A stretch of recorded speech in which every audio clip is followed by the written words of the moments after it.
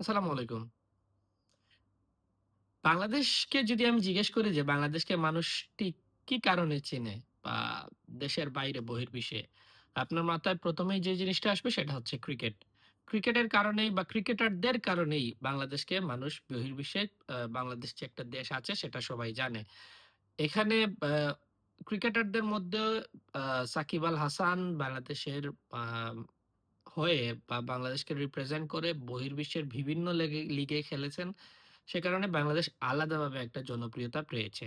এর বাইরে যদি আমি বলি যে ক্রিকেটারদের বাইরে ক্রিকেটের সাথে সংশ্লিষ্ট কেউ একজন যদি বা কেউ একজনের কারণে যদি বাংলাদেশের মানুষ চিনে জানে, তিনি হচ্ছেন শরীফুদ্দৌলা ইবনে সৈকত। যিনি একজন আম্পায়ার, বাংলাদেশের একজন আইসিসির একজন এলিট আম্পায়ার। সেই সৈকত এখন বাংলাদেশ ক্রিকেট বোর্ডের সাথে আর সংশ্লিষ্ট নন। অনেক আগে আমরা জানি যে কয়েক বছর আগে সৈকত ক্রিকেট বোর্ডে তার পদত্যাগপত্র জমা দিয়েছিলেন। কিন্তু আ বিভিন্ন সময় আমরা দেখেছি বা জেনেছি যে সেটা গ্রহণ করা হয় নাই। কারণ এই এলিট আম্পায়ারকে আসলে বাংলাদেশ ক্রিকেট বোর্ড ছাড়তে চাচ্ছিল না। এখন যেটা হয়েছে ফাইনালি সেই মাহেন্দ্রক্ষণটা এসেছে।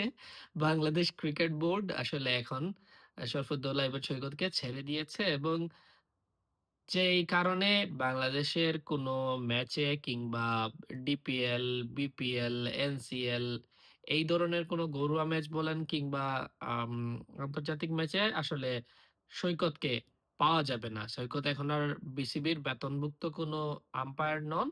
বিসিবির সাথে তার কোনো কানেকশন নাই। যেই আম্পায়ারকে পাওয়ার জন্য ইন্ডিয়া, অস্ট্রেলিয়া, ইংল্যান্ডের মতো দলগুলা তাদের সুপার হাই টেস্ট ম্যাচ যেগুলা থাকে, সেইগুলাতে আ সৈকতকে পাওয়ার জন্য চেষ্টা চালিয়ে যায়। সেই সৈকতকে আমরা অনায়াসেই ছেড়ে দিয়েছি। অনেক আগে জমা দেয়া পদত্যাগপত্রটা আজকে আমরা গ্রহণ করেছি এবং সৈকতকে যাওয়ার রাস্তাটা দেখিয়ে দিয়েছি। বিসিবি কি চাইলে সৈকতের সাথে বোঝাপড়া করে পারত না সৈকতকে রাখতে? ইনসিডেন্টটা ঠিক কি কারণে শুরু হয়েছিল সেটা সবারই জানা। সাহসী সৈকত সেখান থেকে আসলে তিনি অপমানিত হতে চান নাই। তিনি আসলে এই ধরনের ক্রিকেট বা এই ধরনের ইয়ের সাথে সংশ্লিষ্ট থাকতে চান নাই। তার মধ্যে হয়তো একটা অভিমান বা ক্ষোভ ছিল। সেখান থেকে তিনি পদত্যাগপত্র দিয়েছিলেন।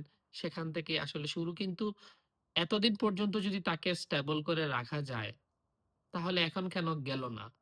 তাছাড়া আ সৈকত যে বাংলাদেশের ম্যাচগুলাতে বা বাংলাদেশে আম্পায়ারিং করতে পারবে না সেটা না। যদি বিসিবি কখনো তাকে ডাকে বা আইসিসির ইভেন্ট ছাড়া বা বিসিবি যদি কখনো তাকে ডাকে তাহলে তিনি অবশ্যই সেটা করতে পারবেন। কিন্তু আমরা একজন এলিট আম্পায়ারকে আমাদের চুক্তির থেকে ছেড়ে দিয়েছি। তার পদত্যাগপত্র আমরা গ্রহণ করেছি। কি দারুণ একটা ব্যাপার হয়েছে না? আমাদের সবার উচিত এখন বিসিবিকে ধন্যবাদ জানানো।